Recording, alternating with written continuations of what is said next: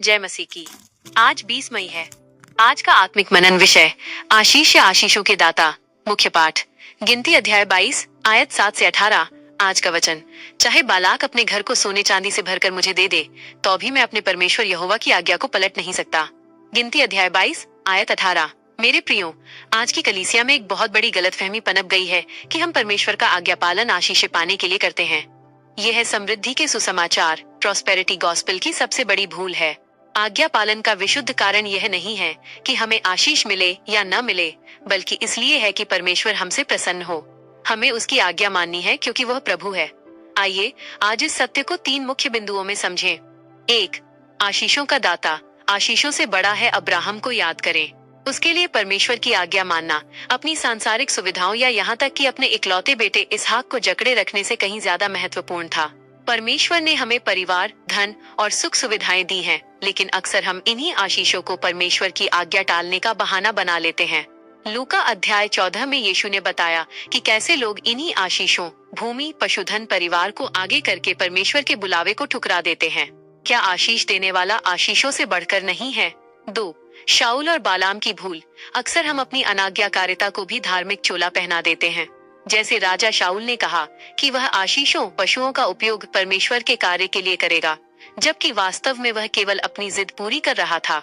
या जैसे बालाम ने बालाक के आकर्षक प्रस्तावों, सोने चांदी के आगे झुकने की कोशिश की। परमेश्वर की आशीष का मतलब यह नहीं है कि परमेश्वर आपके गलत तरीकों का अनुमोदन कर रहा है। कभी कभी शैतान हमें सफलता के आकर्षक शॉर्टकट दिखाता है, एक पदोन्नति के लिए बेईमानी या छात्रवृत्ति के लिए झूठ। इनसे मिलने वाली आशीष परमेश्वर की दृष्टि में घृणित है। 3. आज्ञाकारिता बनाम सांसारिक फायदा। हमें ये अंतर सीखना होगा। एक तरफ आज्ञाकारिता की आशीष है और दूसरी तरफ अनाज्ञाकारिता से मिलने वाला तात्कालिक लाभ।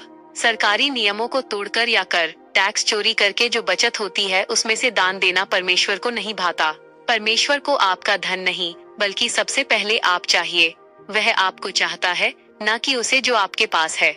अंत में एक समर्पित और आराधनामय स्वर में कहें, मेरे भाइयों और बहनों, आइए हम बालाम की नाई कहें, चाहे सब कुछ मुझे दे दिया जाए, मैं परमेश्वर की आज्ञा को नहीं टाल सकता।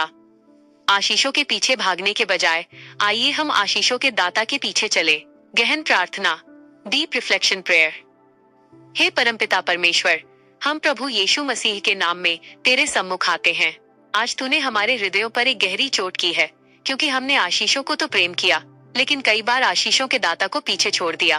प्रभु, हमें क्षमा कर कि हमने अपनी सुविधाओं, अपने परिवार और अपनी संपत्ति को तेरी बुलाहट के मार्ग में बाधा बनने दिया। हे पवित्र आत्मा, तू हमें वो ज्ञान और विवेक दे कि हम कभी भी गलत तरीकों से सफलता प्राप्त करने का लालच न करें। हमें वो साहस दे कि हम बालाम की तरह सांसारिक प्रस्तावों को ठुकराकर तेरी आज्ञा पर अटल रहें।